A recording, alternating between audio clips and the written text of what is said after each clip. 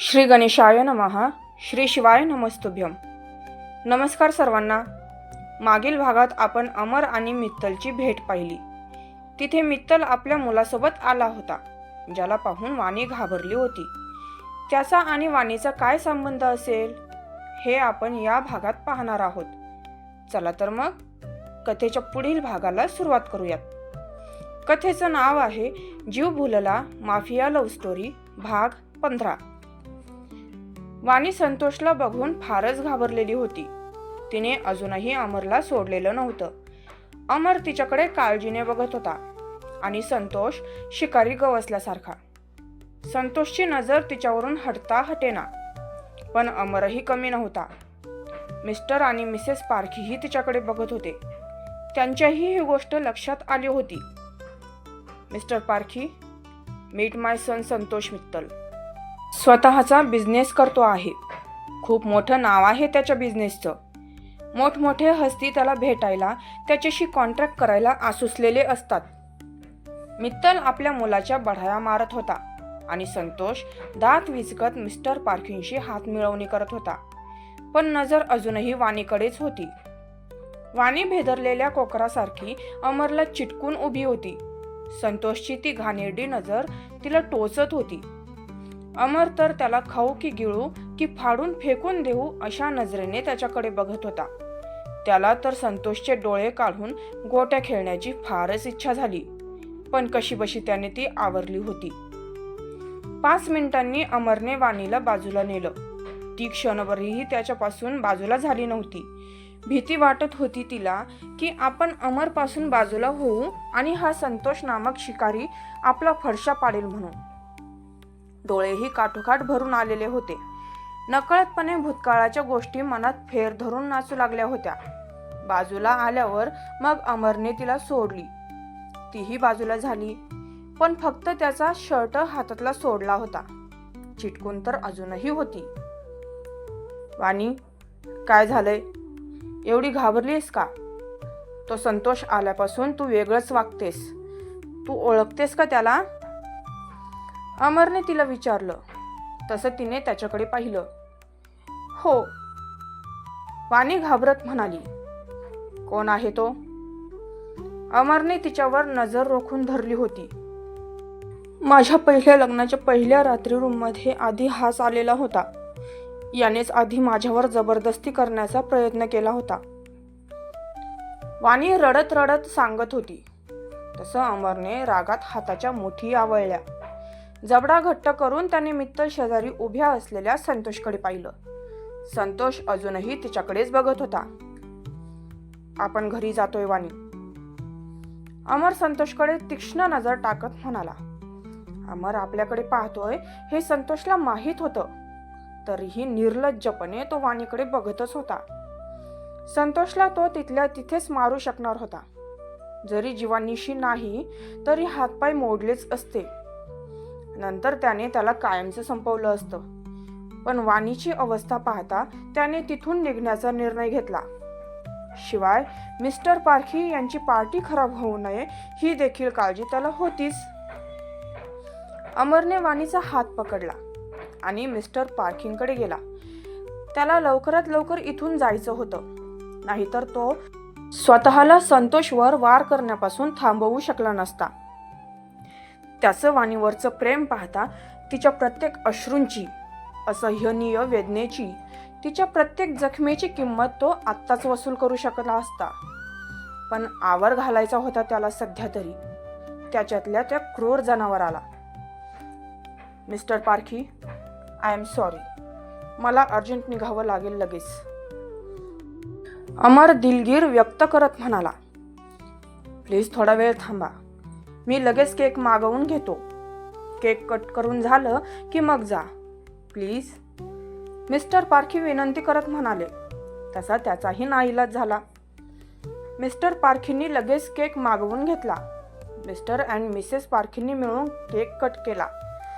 Mister पारखींनी Mrs पारखींना cake खाऊ घातला आणि नंतर लगेच अमर आणि वाणीला भरवला. त्या दोघांनीही त्यांना केक भरवला. त्यांना गिफ्ट देऊन त्यांचा निरोप घेऊन अमर आणि वाणी निघाले. या पूर्ण वेळेत संतोषने 2 मिनिटंही वाणीवरून नजर हटवली नव्हती. तिला त्याची नजर जाणवत होती, पण ती त्याच्याकडे बघत नव्हती. तशीच त्याची किळसही येत होती.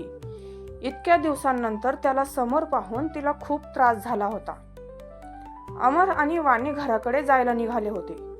गाडी चालवताना अमरचं पूर्ण लक्ष तिच्याकडेच होतं. वाणी मात्र खिडकीतून बाहेर बघत होती.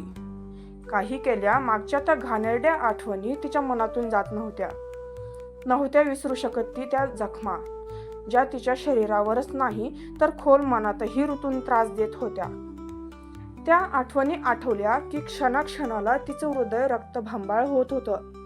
त्या वेळच्या वेदना लगेच जाणवायला लागल्या होत्या तिला, पण ती काहीही करू शकत नव्हती. काहीच नाही. अमरला मात्र तिला असं पाहवत नव्हतं. तिला त्या आठवणींतून बाहेर काढण्यासाठी काय करावं कळत नव्हतं. वाणी, त्याने आवाज दिला तशी ती दचकून भानावर आली. हं, काय झालं? वाणी दचकून म्हणाली. काय विचार करतेस? अमरला माहीत असूनही विचारत होता. काही नाही. वाणीने पुन्हा तिची नजर खिडकीकडे फिरवली. कशाला त्रास करून घेतेस स्वतःला? खूप दिवस झालेत त्या गोष्टीला. काही गोष्टी विसरायच्या असतात वाणी. मान्य आहे की नाही विसरता येत, पण पुढे जायचं असेल तर मागच्या गोष्टी मागेच सोडाव्या लागतात. एवढं बोलून तो शांत बसला. त्याला फक्त तिची भीती घालवायची होती म्हणून असा म्हणाला होता, पण रक्त त्याचं अजूनही उसळत होतं. सोडायचं नव्हतंच त्याला संतोषला. तिने फक्त हुंकार देत बोलायचं टाळलं. जास्त बोलायचा मूड नव्हता तिचा. ती शांत बसलेली बघून तोही गाडी शांतपणे चालवू लागला. अमर आणि वाणी घरी पोहोचले तर आजी आणि आजोबा त्यांचीच वाट बघत हॉलमध्ये बसलेले होते. त्यांना बघून वाणी लगेच त्यांच्याजवळ गेली. तिने जाऊन आधी आजींना मिठी मारली. तिच्या मिठी मारण्याने आजी थोड्या गोंधळल्या होत्या.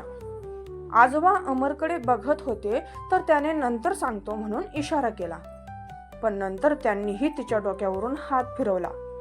तेवढ्यात रमा बाहेर आली. चला चला, जेवण तयार झालंय. ज्याला कोणाला जेवायचं असल येऊन बसा. रमा नेहमीप्रमाणे तिच्या मजाकी मूडमध्ये म्हणाली. तशी वाणी आजींच्या मिठीतून बाहेर आली. आजींसोबत खूप बोलावंसं वाटत होतं आज तिला. बोलून मोकळं व्हावंसं वाटत होतं तिला, पण तिचं मन तिला थांबवत होतं. सर्वांची जेवणं झाली तसं रमाने आवराआवर करायला घेतली. वाणीही लगेच आजींसोबत रूममध्ये गेली. आल्यापासून ती खूपच शांत होती, त्यामुळे आजींना तिच्यावर डाऊट येत होता. वाणी, काय झालं बाळा? तू आल्यापासून बघते खूपच शांत शांत आहेस. काही झालंय का? अमर काही बोलला का? आजीने काळजीने विचारलं. तशी वाणी पुन्हा आजीच्या मिठीत शिरली, पण यावेळी ती रडत होती. आजी, कधी कधी असं का होतं की आपण एखादी गोष्ट विसरण्याचा प्रयत्न करतो, पण अचानक ती गोष्ट आपल्या नजरेसमोर येऊन उभी राहते. त्यावेळी काय करावं आजी? आपल्या नावडत्या वस्तूंपासून, गोष्टींपासून आणि व्यक्तींपासून आपल्याला त्रास होत असेल तर काय करावं आजी? काही वाईट आठवणी आपल्याला अचानकपणे आठवून त्रास देत असतील तर काय करावं आजी? परिस्थितीचा सामना करावा की पळून जावं? वाणी आजींना एक एक प्रश्न विचारत होती. आजी शांतपणे तिचे प्रश्न ऐकून घेत होत्या. हे बघ बाळा, नक्की काय झालंय मला माहित नाही, पण एक सांगेन की ज्या गोष्टी, वस्तू आणि व्यक्ती आपल्याला त्रास देत असतील त्यापासून दूर राहिलेलं बरं. ज्या वाईट आठवणी आपल्याला त्रास देत असतील त्या आठवणी विसरून नव्या चांगल्या आठवणी तयार करण्याचा प्रयत्न करायचा. जमत नाही ते सुरुवातीला, पण एक ना एक दिवस नक्की जमेल. आपल्या लोकांच्या सहवासात राहून आपोआप वाईट आठवणी आपल्यापासून दूर होतात. तुझ्या मनात नक्की काय आहे माहीत नाही, पण तुला एक विश्वास नक्की देते बाळा. तुझ्या आयुष्यातल्या दुःखांना नाहीसं करून सुख देण्याचा प्रयत्न करू आम्ही. आमच्यापेक्षा जास्त अमर तुला या सगळ्यांतून बाहेर काढेल. तुझं दुःख, तुझा त्रास तू त्याला सांगत जा. आमच्यापेक्षा जास्त तोच समजून घेईल तुला. आजी मायेने तिच्या डोक्यावरून हात फिरवत बोलत होत्या. मात्र अमरचं नाव घेताच ती आजींपासून बाजूला झाली. हो आजी, एवढंच बोलून ती बेडवर एका बाजूला झोपली. आता आजींना कोण सांगणार की अमरही तिच्या नावडत्या व्यक्तींपैकीच एक आहे ते. संतोष, असा मूर्खपणा करायला कोणी सांगितलं होतं तुला? जर त्या पारखीची पार्टी नसती ना तर ते नक्की त्या माफियाने तुला तोडून फोडून ठेवला असता. असा एकटक बघत होतास ना तो त्या मुलीकडे. मित्तल घरी आल्या आल्या संतोषवर डाफरला होता. वाणीकडे एकटक बघताना बघून मित्तल खूप संतापला होता. इतक्या दिवसांनी बघत होतो तिला मी डॅड. नजरच हटत नव्हती तिच्यावरून. पहिल्यापेक्षा जास्त सुंदर दिसत होती. मला ती पाहिजे डॅड. I want her. आणि त्यासाठी मी काहीही करायला तयार आहे. काहीही. आणि मी करणार. आता बघाच मी काय करतो ते. कॉलेजमधलं माझं पहिलं प्रेम तिच्यावरच होतं. तिला मी मिळवणारच. संतोष एवढं बोलून एकदम क्रूरपणे हसू लागला. मित्तललाही तो आता काय करणार याची उत्सुकता लागली होती. त्याला तर फक्त अमरला बर्बाद होताना पाहायचं होतं. काय करणार आता संतोष? काय डाव खेळणार तो? अमर वाचू शकेल का तिला त्या संतोषच्या तावडीतून? पुढील भाग लवकरच. जर तुम्हाला आपल्या कथेचा हा भाग आवडला असेल तर व्हिडिओला लाईक करा, चॅनेलला सबस्क्राईब करा आणि बेल आयकॉनवर क्लिक करा, जेणेकरून आपल्या कथेचे सर्व अपडेट्स तुम्हाला वेळोवेळी मिळत राहतील. धन्यवाद.